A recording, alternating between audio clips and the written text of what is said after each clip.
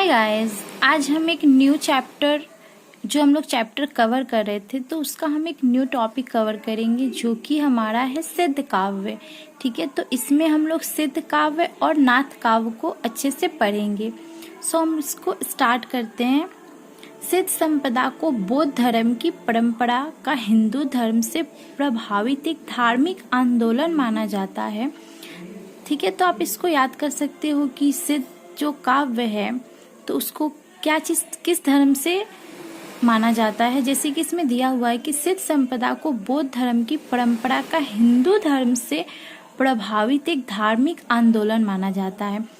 तांत्रिक क्रियाओं में आस्था तथा मंत्र द्वारा सिद्ध चाहने के कारण इन्हें सिद्ध कहा जाता है। ठीक है, तो सिद्ध इसे क्यों कहा जाता है? क्योंकि तांत्रिक क्रियाओं जिनमें से आप देख सकते हो कि ये लोग तंत्र मंत्र पर ज्यादा बिलीव करते थे, इसलिए इसे सिद्ध कहा जाता है। ठीक है, इनकी संख्या आप याद कर सकते हो। जैसे इसकी संख्या कितनी है? 84 मानी गई है। ठीक है, राहुल शंकराचार्य ने तथा आचार्य हजारी प्रसाद त्रिवेदी ने 84 सिद्धों के नामों का भी उल्लेख किया, यानी उन्होंने जितने भी नाम दिए गए हैं उन सभी के बारे में बताया है। पर एक चीज इसमें है कि इनमें से केवल हम लोग 14 को ही प्राप्त करते हैं। ठीक है, और एक चीज इसमें कॉमन है, आप देख सकते हो। जैसे कि इसमें कुछ के नाम दिए गए हैं, जैसे हड़प्पा, शबरपाई, कंडपाई, लुईपाई, डोमीपाई, कुदुपिया आदि कुछ जो नाम दिए गए हैं। तो इनमें आप देख सकते हो एक चीज कॉमन है कि इनके लास्ट में क्या दिया हुआ है? पास शब्द आता है। ठीक है, सभी जितने भी ये जो सिद्धों है इनके पीछे पास शब्द आता है। ठीक है, जैसे सिद्धों द्वारा जन भाषा में लिखित साहित्य को सिद्ध साहित्य कहा जाता है। सो गाइस, आप इसको अच्छे से ये भी याद कर सकते हो कि सिद्ध साहित्य किसे कहते हैं। इसमें दिया हुआ है, आप इस हिसाब से भी याद कर सकते हो शॉर्ट टाइप क्वेश्चन में, कि बौद्ध धर्म के ब्रजभाषा तत्व का प्रचार करने के लिए जो साहित्य जन भाषा में लिखा गया था उसे ही सिद्ध साहित्य कहते हैं। ठीक है, तो आप इस तरह से भी इसको याद कर सकते हो। ठीक है, यह साहित्य वस्तुतः बौद्ध धर्म की ब्रजयान भाषा का प्रचार करने हेतु किया गया था। जो मैंने अभी बताया वही चीजें। अनुमान इस साहित्य का रचनाकार 7वीं से 13वीं सदी के मध्य तक है। ठीक है, तो कब से है? 7वीं सदी से 13वीं सदी तक के मध्य तक है। इन सिद्धों कवियों की रचनाओं में प्रमुख 2 काव्य। ठीक है, तो आप 2 काव्यों के नाम भी याद कर सकते हो। जैसा पहला है दोहा कोश तथा चर्यापन सिद्धाचार्यों द्वारा लिखित। अब ये जो नाम दिया गया सिद्धाचार्यों द्वारा लिखित दोहों का संग्रह दोहा कोश के नाम से जाना जाता है। तो यहाँ पर बहुत छोटे छोटे क्वेश्चन बन रहे हैं, तो आप इसको देख सकते हो, इसको भी आप याद कर सकते हो। तथा उनके द्वारा रचित पद चरपाद या फिर चर्या गीत के नाम से भी प्रसिद्ध है। हिंदी साहित्य में स्वाभाविक सुख भोगनों को स्वीकार करने की बात कही गई है। कहने का मतलब ये जो सिद्धांत है ना, इसमें बताया गया है सुख भोगनों को, यानी सुख जो होता है उसे भोगने को स्वीकार किया गया, यानी कि इनके हिसाब से ये सही है। तथा गृह जीवन पर भी बल दिया गया है। गृह जीवन कहने का मतलब जो पारिवारिक जीवन, जैसे आप बोल सकते हो कि गृहस्थी का जीवन, उस पे ज्यादा बल दिया गया है। इन्होंने पाखंड तथा बड़ा अनुष्ठानों का विरोध कर अपने शरीर में ही परमात्मा का निवास माना है। कहने का मतलब कि ये जो लोग थे ना, जो सिद्ध जो साहित्य के जो मतलब लोग थे, तो उन्होंने ये जो दिखावटी चीजें होती है पूजा पाठ, इसको आई थिंक विरोध माना है। इसलिए वो कहते हैं कि शरीर में वो परमात्मा का निवास मानते हैं। कहने का मतलब हमारे शरीर में ही ईश्वर का निवास है। ठीक है, उसको दिखाने के लिए हमें या उसको प्राप्त करने के लिए हमें किसी तरह की पूजा पाठ या फिर दिखावटी आडंबर आप जिसको बोल सकते हो वो करने की हमें जरूरत नहीं है। सिद्धों के साहित्य में गुरु के विशेष महत्व को भी प्रतिपादित किया गया। कहने का मतलब ये जो सिद्ध होते थे ना, ये अपनी रचनाओं में, अपनी साहित्य में गुरु के महिमा को बहुत अच्छे से बहुत ज्यादा बताया है कि गुरु, जैसे इस लाइन को मैं आपको समझा दूं तो इसमें ये बोलते हैं कि गुरु की महानता को मतलब अच्छा माना है कि गुरु के कृपा के बिना हम ईश्वर की प्राप्ति नहीं कर सकते हैं। तो यही चीज है कि वो गुरु को ज्यादा इसमें महत्व दिए हैं, ठीक है, क्योंकि विधि तांत्रिक क्रियाओं और उनके प्रयोगों का विश्लेषण गुरु की बता सकते हैं, ठीक है, क्योंकि इनके कहने का मतलब कि हमें, जैसे मान लो आप परमात्मा, ठीक है, तो परमात्मा है या नहीं है हमें कैसे पता चलेगा, तो हमें ये सब गुरु बताते हैं। तो हमें किसी भी इंसान को आप ले लो, जैसे कि हमें कुछ जानना है तो हमें जब तक कोई बताएगा नहीं तो हमें वो चीज़ पता नहीं चलेगी ना। तो वही चीज़ यहाँ पर बोला जा रहा है कि बिना किसी के कुछ बताए, तो वही जो हमें कोई सिखाता है तो हम उसको गुरु बोलते हैं ना। जैसे मान लो हम पढ़ रहे हैं इस चीज़ को, तो हमें ये पढ़ना स्टार्टिंग में तो नहीं आया होगा ना, हमने इसे सीखा तब जाके, तो ये हम जिससे सीखते हैं उसे ही हम गुरु बोलेंगे ना। तो वही चीज यहाँ पर बोला जा रहा है कि गुरु की महिमा को बखान किया गया है, ठीक है।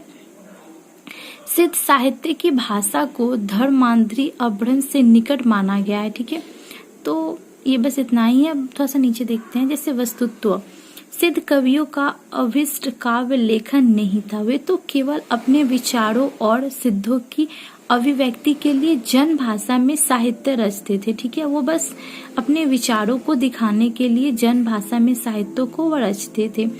इनकी भाषा शैली में जो अकड़पन और प्रतीकात्मक था, उसका प्रभाव प्रवृत्ति हिंदी साहित्य पर भी पड़ा है। कहने का मतलब इनकी जो रचनाएं होती थी, इनकी जो भी भाषा शैली होती थी, उनमें अकड़पन कहने का मतलब कि कठोरपन आप बोल सकते हो, रूखापन जिसको बोल सकते हो, ये सब चीजें उनकी रचनाओं में मिलती थी। इन्हीं कवियों ने अपनी बात सीधे साधे ढंग से ना कहकर तंत्र मंत्र के अंतर्गत प्रयोग के किए जाने वाले विशिष्ट शब्दों के माध्यम से किया। कहने का मतलब ये जो लोग थे ना, जो सिद्ध वाले जो थे, वो अपने बातों को, अपने मतलब विचारों को सीधे सादे ढंग से नहीं बोलते थे। उसका तंत्र मंत्र के थ्रू वो बताते थे उस चीज को, वही बोल रहा है।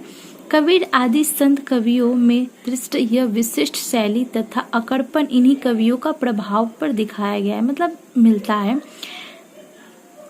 अब यहाँ पर एक पॉइंट दिया हुआ है, आप इसको देख सकते हो कि राहुल शंकराचार्य परवर्ती हिंदी कवियों पर इनके प्रभाव के संबंध में, यही कवि हिंदी काव्य धारा के प्रथम स्पष्ट थे, ठीक है। नए नए छंदों की विशिष्ट करना तो इनका अनुभव देते था, ठीक है। तो बस यही है। अब इसमें मैं कुछ पॉइंट आपको बता रही हूँ, आप उसको नोट। जैसे आप इसकी विशेषता, ये जो सिद्ध साहित्य थी उसकी आप विशेषता में कुछ पॉइंट लिख सकते हो।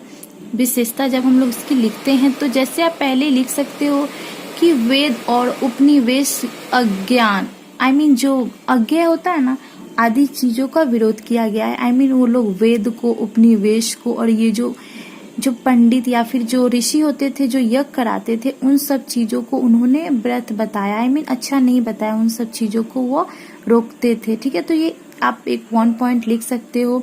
सेकंड में आप लिख सकते हो युग द्वारा ब्रह्म की प्राप्ति को उन्होंने बताया है। तीसरे पॉइंट में आप लिख सकते हो कि ईश्वर की प्राप्ति के लिए गुरु की आवश्यकता माना है। कहने का मतलब ये जो लोग थे, इन्होंने अपने साहित्य में ईश्वर की प्राप्ति का मार्ग गुरु के द्वारा बताया गया है।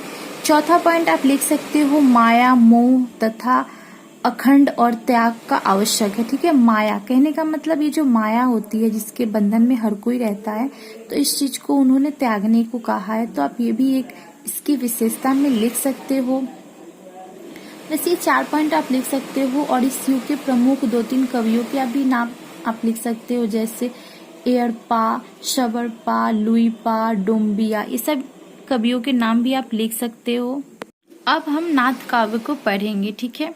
तो नाथ संपदा को सिद्धों की परंपरा का विकसित रूप माना जाता है। कहने का मतलब ये जो नाथ काव्य है ना, जो हम लोगों ने पीछे पढ़ा, सिद्धों की, यानी सिद्धों जो काव्य था उसका ही यह विकसित रूप माना जाता है।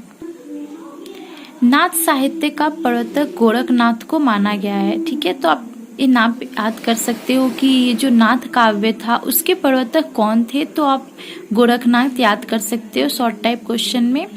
इस संपदा के रचनाकारों ने सिद्ध साहित्य को और अधिक प्रबल किया है। प्रबल यानी उसको और ज्यादा बढ़ा दिया है या फिर विकसित कर दिया है। इनकी साधना सिद्ध साधना से अलग है, ठीक है। तो ये जो नाथ काव्य है ना, तो इनकी जो साधना है वो सिद्ध साधना से थोड़ी सी अलग है। नाथ जो संपदा को तो ये जो नाथ संपदा है ना, इसको अलग अलग नामों से भी जाना जाता है। जैसे आप देख सकते हो नाथम, योग मार्ग, द्वारा, योग संपदा, अवधूत मत आदि। ठीक है, तो ये सब नाम दिया गया अलग अलग, इस नाम से भी इसको जाना जाता है।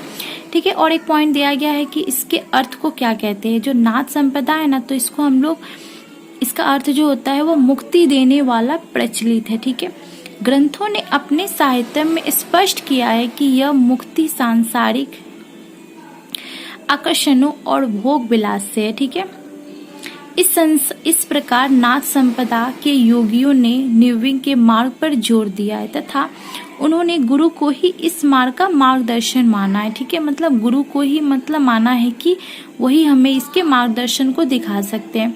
उनके साहित्य में विभिन्न साधना द्वारा कुंडलिनी जागृत पर परमानंद आदि की क्रिया का विवरण की मिलता है। ठीक है, उनके अनुसार गुरु से दीक्षा लेकर उनके उपदेशों द्वारा वैराग प्राप्त किया जा सकता है। कहने का मतलब कि गुरु के द्वारा जो शिक्षा लिया जाता है और उसके बाद तो हमें गुरु की शिक्षा से ही हमें वैराग जो है उसकी प्राप्ति हो।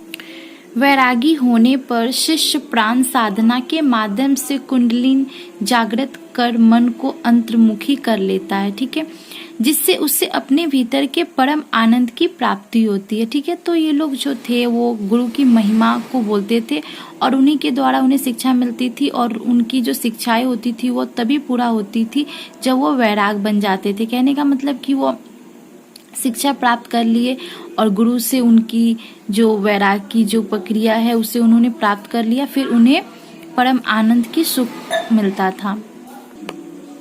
अब हम थोड़ा सा नीचे देखते हैं, जैसे कि नाथ योगियों की संख्या कितनी मानी गई है। तो आप इसको याद कर सकते हो कि 9 मानी गई है।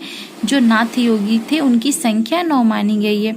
अब इनके नाम दिए गए हैं, आप इस नाम को देख सकते हो, जैसे नागार्जुन, जरभरत, हरिश्चंद्र, सत्यनाथ, भीमनाथ, गोरखनाथ और उसी तरह और भी नाम दिए गए हैं। आप इसको देख लो और इन 9 नामों को आप याद कर सकते हो।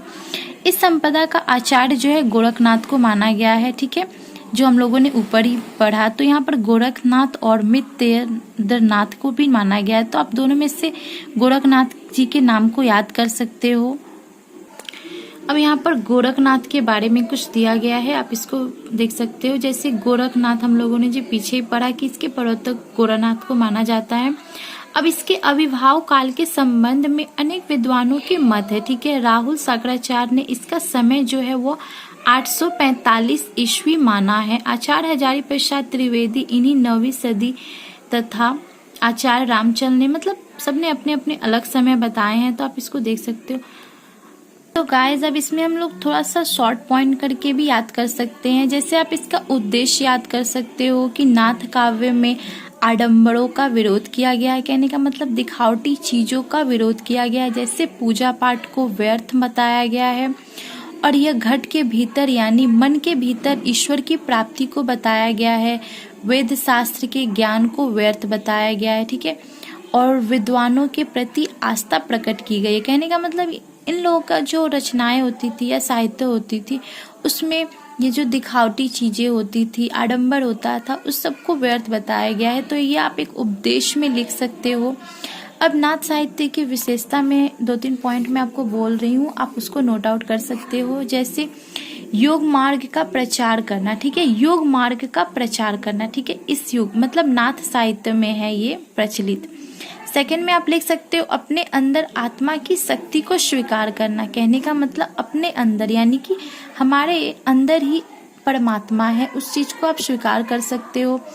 गुरु की कृपा से ही हमें समाधि प्राप्त की जा सकती है। कहने का मतलब गुरु ही हमें वो ज्ञान दे सकते हैं कि हमें कहाँ पर समाधि हमें शांति कहाँ पर मिलेगी। ठीक है, तो आप ये भी पॉइंट एक लिख सकते हो। चौथा पॉइंट में आप लिख सकते हो एक ईश्वर में। कहने का मतलब ईश्वर एक ही है, उस चीज पे आप विश्वास करो।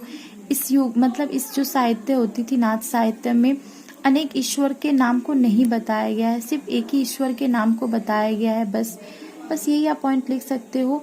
और हाँ, आप अंतर लिख सकते हो सिद्ध और नाथ काव्य में। ठीक है, तो मैं 2-3 अंतर बता दे रही हूँ, आप इसको लिख लो। जैसे अनेक ईश्वर की विशिष्टता रखना। कहने का मतलब सिद्ध जो काव्य होता था ना, उसमें ये लोग अनेक ईश्वर को मानते थे, और आप नाथ काव्य में लिख सकते हो कि वो केवल एक ही ईश्वर को मानते थे। सेकंड पॉइंट आप लिख सकते हो जैसे सिद्ध में कि वो नारी भोग में विश्वास रखते थे। कौन? सिद्ध वाले जो साहित्य थे या फिर लोग थे। और जो नाथ काव्य थे वो इसको व्यर्थ मानते थे। ठीक है, तो ये 2 पॉइंट मैंने बताया, आप इसको लिख सकते हो दोनों के अंतर में। अब यहाँ पर कुछ बोध प्रश्न दिए गए हैं, यानी शॉर्ट टाइप क्वेश्चन दिए गए हैं, आप इसको देख लो, मैंने लिख दिया है। सिद्धों की संख्या कितनी है? तो हम लोगों ने पीछे ही पढ़ा कि वो कितने हैं, 84 है। अब सेकंड क्वेश्चन आप देख सकते हो कि शायद ही भारतवर्ष के साहित्य के इतिहास में इतने विरोध और सर्वघाताओं का युग भी आया होगा, यानी संघर्ष का युग भी आया होगा। तो यह कथन किसका था? तो आप ये देख सकते हो आचार्य हजारी प्रसाद त्रिवेदी जी का है। उसी तरह ये जो सिद्धों के नाम, जो थर्ड क्वेश्चन जो है हमारा, सो उसमें पा जो शब्द हम लोगों ने जो पढ़ा, तो पा शब्द का अभिप्राय क्या होता है? तो आप वहाँ पर हम लोगों ने जो पढ़ा तो आप उससे लिख सकते हो। नाथ संपदा के नाथ शब्द का अर्थ क्या होता है? तो हम लोगों ने पढ़ा मुक्ति देने वाला प्रचलित है। ठीक है, आचार्य गोरखनाथ के गुरु कौन थे? तो यहाँ पर मैंने नाम लिखा है, आप इसको कर लो।